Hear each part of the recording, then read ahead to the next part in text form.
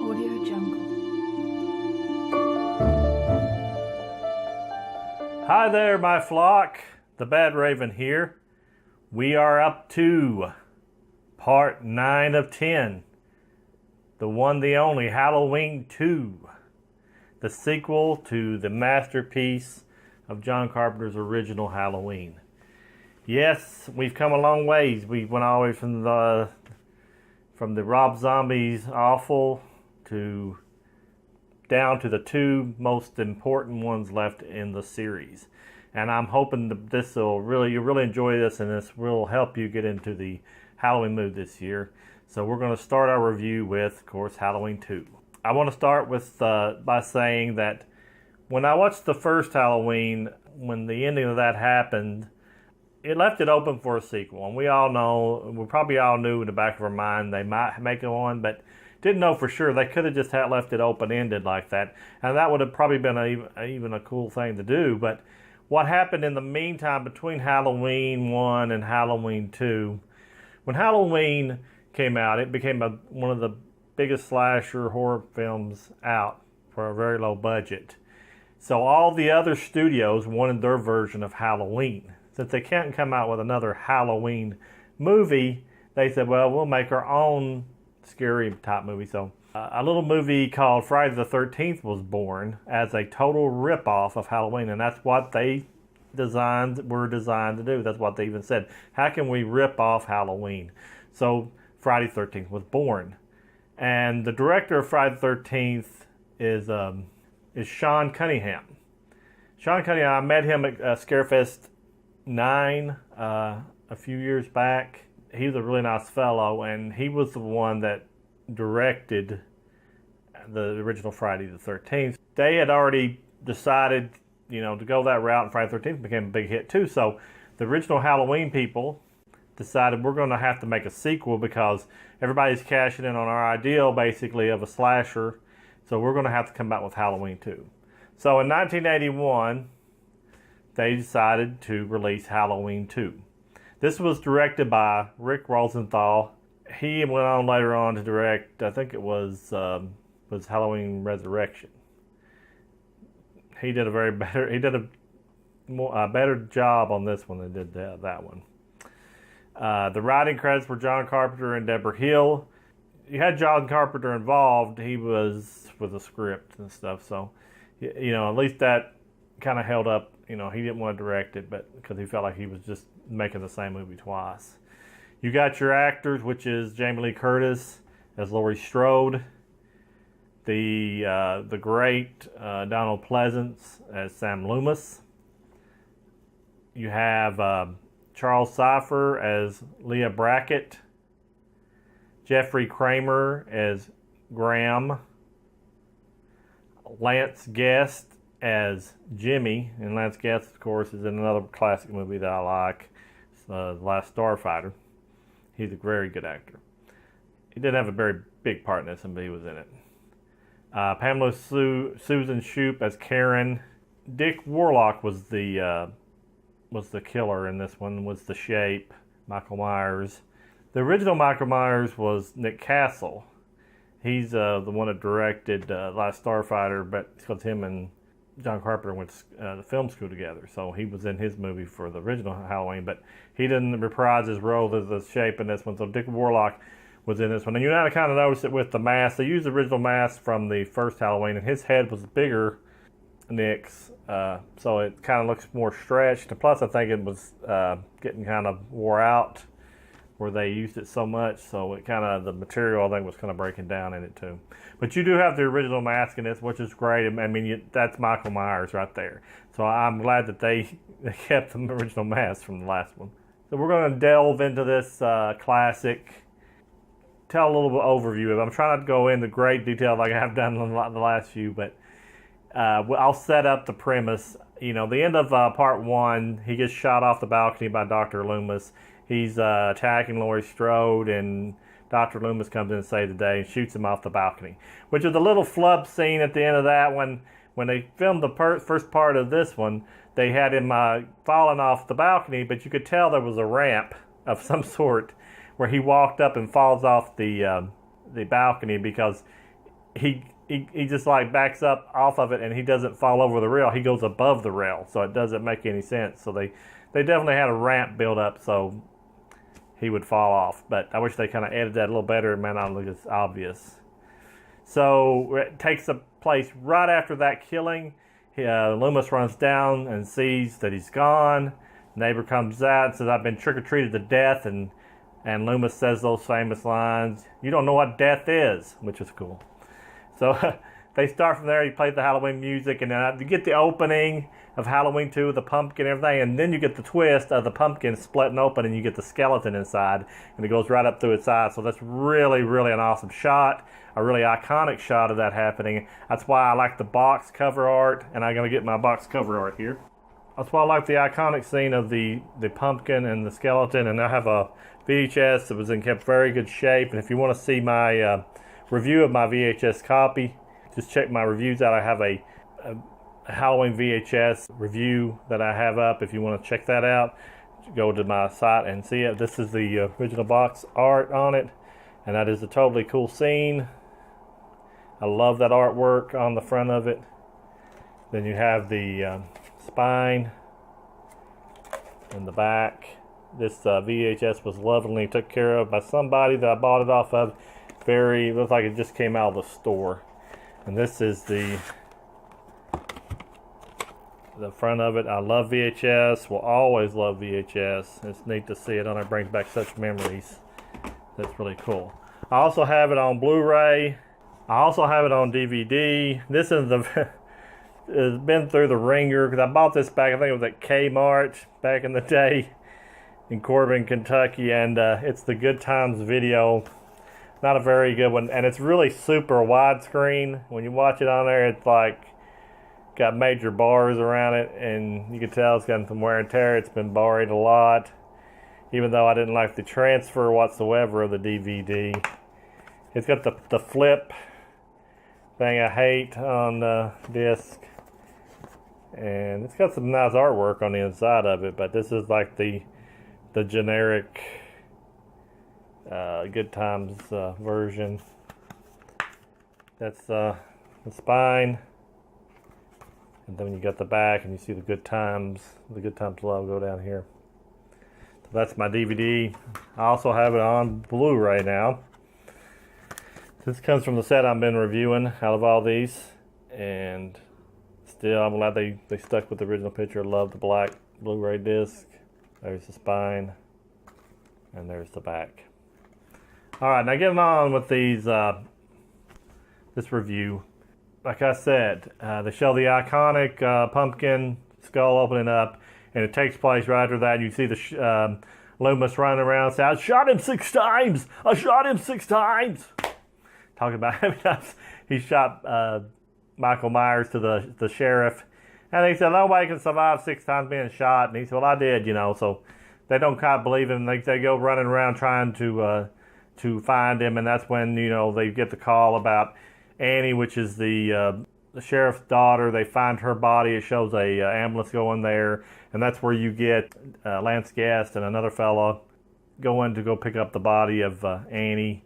So the police meet them there, and of course the police chief is like totally distraught that his daughter's been killed. He's like really mad at Loomis. He says, "Why did you let him out? Why did you let him out of the institution? He's killed his daughter and everything." It kind of like sets the tone for the movie there. The ambulance takes her back to the Haddonfield Hospital, of course. And while Myers is walking around the streets, roaming the streets of Haddonfield, there's this kid walking around this big boom box, and on the boom box is talking about the bodies being found by the police on the news. Like I guess the news pops up on the radio. It tells that the girl that survived it, Laurie Strode, is at the hospital. So big Michael Myers gets all the news right there and knows exactly where to go. So he just you see him heading right up the street there, and there's a sign that says hospital this direction. So he pretty much walks to the hospital. So it's pretty daggone close. So in that few seconds, he's already figured out where she's at. he heads on to the hospital, and during that scene, the deputy goes with Dr. Loomis, and they're out looking for Myers. They see a kid dressed up. It looks like a similar mask and everything as Myers, so they try to stop him, and the kid heads across the highway and gets hit by a van and gets slammed into another car, and it starts catching on fire, so they don't know for sure if that was Michael Myers or not. So they're kind of like in limbo, waiting for the autopsy to find out. So as that was going on, Michael has already reached the hospital after Jamie has been put in the hospital by the ambulance people. She's in her room all drugged up, and you get a lot of the people in the hospital are there having to be at the hospital on the Halloween night, so it's like really strange and dark, and I like the kind of the atmosphere of the hospital. The hospital was kind of neat to have a murder slasher movie set place, because you don't think about a hospital being a backdrop for that type of thing, but it was really cool the way they integrated that into Myers' killing spree. You get to see Myers kind of like go crazy, killing nurses and other patients there. All right, especially the security guard. The security guard has to be killed, because you got to get the security guard out of the way. And he's always somebody's heavy set, not paying attention, not caring, like really, nothing really bad happens at a hospital too much. So that's why they're, I guess, lack security there. But somehow Michael gets in, kills the security guard, and he's after Jamie. The Lance Guest character likes Jamie, and he tries to talk to her as she comes in and out of consciousness after, I guess, her ordeal. She's like having flashbacks to when she was a child, and she sees her mother saying, "Oh, you're not my kid," like that. And then she gets a flashback to seeing maybe like a teenage Michael Myers, maybe a little younger, 12-year-old Michael Myers in the sanitarium, and she's there with a teddy bear as a little girl, and she sees him. You kind of don't know what that's meaning, because why is she seeing Michael Myers when he's young? You kind of get left there for a little bit. She wakes up, and all the phones are out, because Michael knows how to disconnect the lines pretty quick whenever he goes to a place. He makes sure he gets the phone lines out of order so they can't call anybody. So she starts freaking out, and she's got her legs in bad shape, and she's kind of limping and stuff like that. She ends up getting out of her room because she's got a bad feeling that maybe Myers can come back and get her. So she leaves her room. Later on, Myers comes in there and tries to stab. He thinks she makes it like a pillow top thing in her bed that he tries to stab it, and she's not in there. And needless to say, there's a nurse on duty. She likes one of the ambulance drivers, not the Lance Guest one, but the other one in there. They get in the sauna together while she's supposed to be watching the front, and the head nurse is gone. So they have to have their little rendezvous in the sauna there at the hospital. Sure enough, this is really one of the cool kills in the movie. They end up taking. He ends up dispatching of the love interest of her, the nurse, while she doesn't see him, and he turns up the heat on the sauna really, really beyond the recommended settings. And he comes back in, and she's getting out of there, and then you get of course, the big nude scene. There, all the teenage boys all go crazy, and I was a teenage boy once, so I did too. He walks into the sauna. She's got her towel on, and she's got her back to him, and he puts his hand on her shoulder, and she's like starting to kiss his hand. And says, "Oh, I gotta get back. We can't stay here now." And she's like kissing his hand, and he's like, Michael Myers, so wrinkly, bloody hand. Then she looks up. Oh no, it's him, and he sticks her head into the water, which is scalding hot, and he ends up drowning her, and her face peels and everything. So it's a really what do you call it, provocative type of kill on that one. I wasn't expecting, so it was kind of neat to see how they tried to make stuff that the hospital could kill you. So he gets away from her, and then he ends up, there's another nurse there. Jamie is like kind of wandering down the hall and trying to stay awake and all that kind of stuff from all the medications she's on. And the other nurse sees her and said, "You need to get back in your room." About that time, when Jamie looks around, the Michael Myers walks out with a knife or scalpel or some sort, sticks it into the back of the nurse, and picks her up off the floor, and her shoes fall off her feet. That's how high in the air she is. So Michael is a really strong fellow. So Jamie freaks out and starts running off. So Myers starts chasing her. He chases her down into the basement of the hospital. He's already killed the main doctor by putting a needle in his eyeball, which is very strange because when the nurse found him, he put a needle in her head too. So he killed two of them with this needles. She's go back to where she was running. She run downstairs. She gets out a window.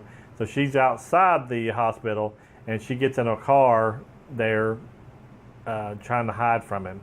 So she's holding up there. Dr. Loomis is at Haddonfield, and they sent a sheriff and one of the other workers with him to take Loomis back home, and he has to go with him because the sheriff said he'll have to put him under arrest if he doesn't. So they get in the car and they're heading back to the government office, I guess, of the Haddonfield. The woman in the vehicle with him said, they should have told you about Myers. He said, what about him? Said Laurie Strode was the sister to Michael Myers. He's like, oh my God, don't you see why he's here then? He's killed one sister, he's going to kill the other. So he's like, turn around, we need to go back. And the guy won't turn around. And he said, Loomis jerks his gun out and says, what do I have to do to make you turn around? He said, do you have to shoot a warning shot? So he shoots a warning shot out the window, and the guy turns around, heads back toward the hospital. They get to the hospital, and Jamie's still in the car, and they walk. She sees them pull up, but she gets out of the car, tries to get their attention, and she's like, help, help, help. Well, she's trying to holler help, but it ain't coming out until they get into the hospital doors, of course. When the doors close, she's like, help! It's like in a dream. You're sitting there going, you're trying to scream, and don't come out till after you got no help. Well, the doors close, and she's like crawling on the ground. She looks back where she screamed. Myers found her, so he's like walking up the side of the hospital, and she jumps up. She gets some energy there, people, and she starts running to the door. And some reason, when they close the door, it locked because she can't get in the hospital.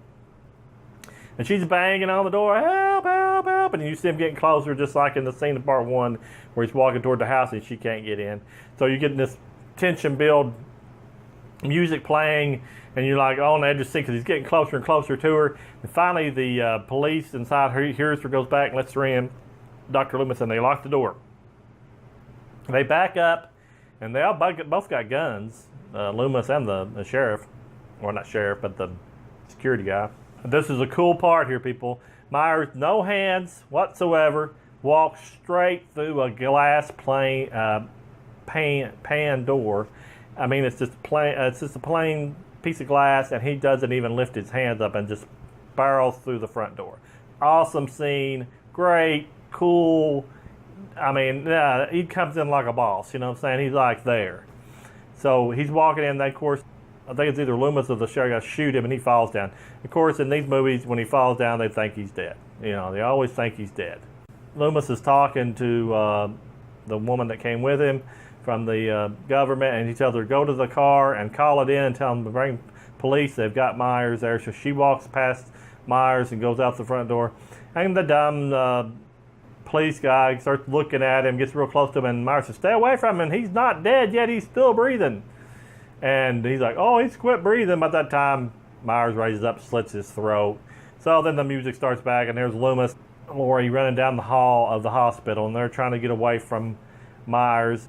The woman gets back and tells on the radio the police that Myers was there to send everybody there because he's at the hospital. All this time that's going on, Loomis and Laurie get down into like the surgery rooms. He tries to block the door, Loomis does, to keep Myers out. Myers like busts the door down like Frankenstein, you know, he's like ripping through the door. Really cool way scene coming through the door. Loomis sticks his gun up, and like he's gonna shoot him, must be out of bullets or gets stuck, and then of course Myers stabs him in the chest. He falls down.